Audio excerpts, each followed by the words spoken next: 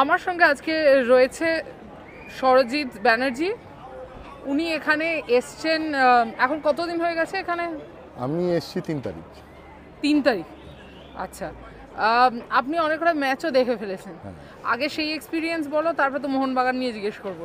আমি 4 তারিখে দেখলাম ওভালে ইন্ডিয়া ওমেন ভার্সেস ইংল্যান্ড ওমেনটা। তারপর 7 তারিখে উস্টারশায়ারে গিয়ে আন্ডার 19 ম্যাচটা দেখলাম, India under 19 versus England under 19। 9 তারিখে দেখেছি ম্যানচেস্টারের ম্যাচটা, যেটা India women versus England women T20 করে। 9 তারিখ সারা রাত বাসে করে লন্ডনে ফিরে 2 দিন এখন এই টেস্টটা দেখলাম।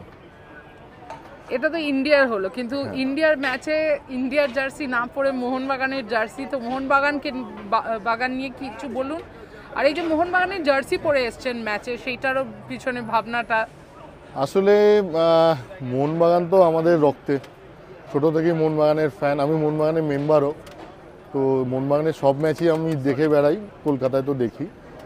আর যেখানে যাই তো চেষ্টা করি মোহনবাগানকে নিয়ে যেতে। এর আগেও আমি বিশ্বকাপের ম্যাচ দেখেছি, আমি ফুটবল ওয়ার্ল্ড কাপ দেখেছি বা ক্রিকেট ওয়ার্ল্ড কাপ ইংল্যান্ডে এসেই দেখেছি। তখনও মোহনবাগানের জার্সি পরে এসেছি, সেই ছবি তুলেছি এবং সেই ছবি আমার পেপারেও বেরিয়েছিল, প্রতিদিন পেপারে। সিঞ্জয় দাকে পাঠিয়ে দিলে উনি বের করে দেন। তো সেটাই, যে যেখানে যাই মোহনবাগান নিয়ে যাই, মোহনবাগান আমাদের আত্মায়। তাই ইন্ডিয়ার জার্সিও থাকে, ইন্ডিয়ার জার্সিও পরি। কালকে ইনফ্যাক্ট ইন্ডিয়ার জার্সি পরেই খেলা দেখছিলাম, তো আজকে ভাবলাম যে মোহনবাগানের জার্সি পরে যাই।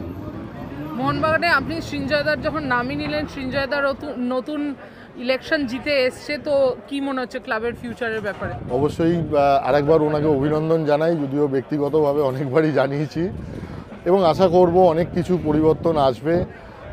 এখান থেকেও আমি অনেক কিছু দেখে গেলাম, ভালো মন্দ অনেক কিছুই দেখলাম। নিশ্চয়ই সেগুলো গিয়ে জানাবো যে খেলার কী কী ফেসিলিটি এখানে থাকে, সেগুলো যদি আমরা আমাদের ওখানেও ইমপ্লিমেন্ট করতে পারি, ওনার মাধ্যমে আমি চেষ্টা করব সেটা যারা অর্গানাইজ করে তাদেরকে জানাতে, যে কত সুন্দরভাবে একটা সংঘবদ্ধভাবে লোকে মাঠে ঢুকছে, বেরোচ্ছে। এই ধরনের যে জিনিসগুলো আমরা এখানে দেখতে পাই, অবশ্যই জানানোর চেষ্টা করব। আমাদের ওখানে হলে নিশ্চয়ই ভালো লাগবে। আর মোহনবাগানের পারফরমেন্স, টিম, এই নিয়ে কিছু বলুন, কারণ এখন মোহনবাগান খুবই ভালো খেলছে। মোহনবাগান খুবই ভালো খেলছে। সত্যি কথা বলতে কি, আমরা একটা স্বপ্নের সময়ের মধ্যে দিয়ে যাচ্ছি। আশা করব এই স্বপ্নটা যেন এই সময়টা চলতে থাকুক আগামী বহু বছর। যত বছর সুস্থ থাকবো, মাঠে যেতে পারবো, এই সময় যেন চলে। ভগবান সেটা দিন। জয় মোহনবাগান। আর ইন্ডিয়ান ফুটবল নিয়ে কি বলবেন? কারণ মোহনবাগান ক্লাবটা খুব ভালো করছে, কিন্তু ইন্ডিয়ান ফুটবল কিন্তু র্যাঙ্কিংয়ে অনেকটাই ধসে পড়েছে। ম্যানোলো মার্কুয়েসও এখন ইন্ডিয়ান ফুটবল অবভিয়াসলি কোচ খুঁজছে। মার্কুয়েস রিসেন্টলি ছেড়ে দেয়, স্যাক্ট হয়, হোয়াট এভার ইট ইজ, তো সেটা নিয়ে দেখুন, এটা সত্যি খুব চিন্তার বিষয়। ইন্ডিয়ান ফুটবল দিনে দিনে আমরা পিছোচ্ছি। আমরা প্রায় 90-এর ওখানে চলে, ইনফ্যাক্ট 88 অবধি গিয়েছিলাম, কিন্তু আবার পিছিয়ে 130-35-এ চলে এসেছি। খুব শীঘ্রই আমাদের এটা দেখতে হবে। প্লেয়ার আমাদের নিজেদের মধ্যে থেকেই তুলতে হবে। আমাদের অন্তত 10-12 বছরের একটা পরিকল্পনা নিতে হবে। আমি ব্যক্তিগতভাবে একটা জিনিস মনে করি, দেখুন, ফুটবলটা আমাদের দেশে বেশিরভাগ যারা খেলে বিলো স্ট্যান্ডার্ড থেকে আসে, একটু গরিব ঘর থেকে আসে। যতদিন না আমরা মধ্যবিত্ত বা একটু উচ্চ মধ্যবিত্ত বাড়ির লোকেরা ফুটবলটার প্রতি উৎসাহ হব, আমাদের বাড়ির ছেলেরা ফুটবলটা খেলবে, ততদিন আমার কিন্তু মনে হয় না যে ভারতের ফুটবল খুব উন্নত করবে। কারণ এটা আমি কাউকে ছোট করছি না, কিন্তু আমার যেটা মনে হয়, যে গরিব ঘর থেকে ছেলেগুলো আসে না, বেশিরভাগ গ্রামের ছেলে, এরা অ্যাকচুয়াল স্টেজে আস্তে আস্তে এরা অনেকটা সময় পার করে দেয়, বা এদের ছোটোবেলায় সেইভাবে শারীরিক গঠন এইগুলো তৈরি হয় না, খাওয়া দাওয়ার অভাব বলুন বা যেগুলো, তো অ্যাকচুয়াল স্টেজে এসে এরা ঠিক পারে না।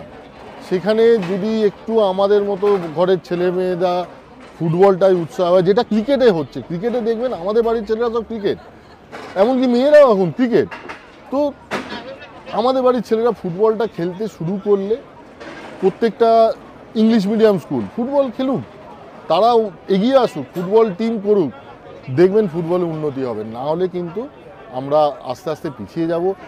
আর এটাও তো আছে যে ফুটবলার আমাদের দেশে সেইভাবে এখন তৈরি হচ্ছে না, এগুলোকে নিয়ে ভাবতে হবে। যে কিভাবে করব, দীর্ঘমেয়াদী পরিকল্পনা চাই এবং সেটাকে সফলভাবে ইমপ্লিমেন্ট করতে হবে। পরিকল্পনা তো কাগজে কলমে অনেক হয়ে যাবে, কিন্তু সেটাকে সঠিকভাবে ইমপ্লিমেন্ট করাটা ভীষণ প্রয়োজন। আর লাস্ট প্রশ্ন, লর্ডসে খেলা দেখার অনুভূতিটা বলুন। একটা স্বপ্ন সত্যি হলো। সত্যি কথা বলতে কি, আমি 2019-এ অনেক চেষ্টা করেছিলাম ওয়ার্ল্ড কাপের সময় যদি লর্ডসের টিকিট পাই, সেবারে পাইনি। আমি একবার এসে লর্ডসের খেলা দেখবো বলে একটা কাউন্টি ম্যাচ দেখে গেছিলাম, মিডলসেক্স ভার্সেস ল্যাঙ্কাশায়ারের। বাট সেই কাউন্টি ম্যাচ আর একটা লর্ডসের টেস্ট ম্যাচ, তাও ইন্ডিয়া ভার্সেস ইংল্যান্ড, অসাধারণ অসাধারণ অভিজ্ঞতা, খুবই ভালো লাগলো। লোকে এখানে যে ক্রিকেট বোধ এদের এত বেশি, এবং খুব সাধারণ জিনিস যে আমি মাউন্ট স্ট্যান্ডে বসেছিলাম, সেটা সাইডে স্কোয়ার লেগের দিকে, কিন্তু ওভার যখন চলছে উঠতে পারবো না।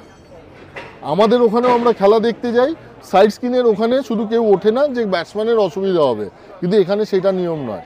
এখানে হচ্ছে যিনি আমার পেছনের দর্শক তার অসুবিধা হবে খেলাটা দেখতে, সুতরাং আমি কিন্তু নড়তে পারবো না, ওভারের মধ্যে আমার বসে থাকতে হবে। আমি নড়াচড়া তখনই করতে পারবো যখন খেলাটা ওভার শেষ হচ্ছে বা ড্রিঙ্কস হচ্ছে।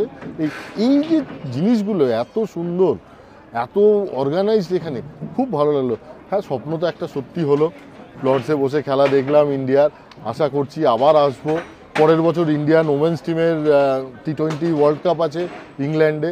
আমি এখন থেকেই টিকিট করে রেখেছি, আশা করব আসতে পারবো। তবে হ্যাঁ, আবার বিশ্বকাপ ফুটবলও আছে ওই সময়, দুটোর ক্ল্যাশ হবে। যদি ওইটার টিকিট পাই তখন আমাকে বেছে নিতে হবে প্রায়োরিটি বেসিসে যে কোনটায় আসবো, কি দেখবো। ভগবান করুন তো দুটোই যেন দেখতে পাই। জয় মোহনবাগান বলে। জয় মোহনবাগান, জয় মোহনবাগান।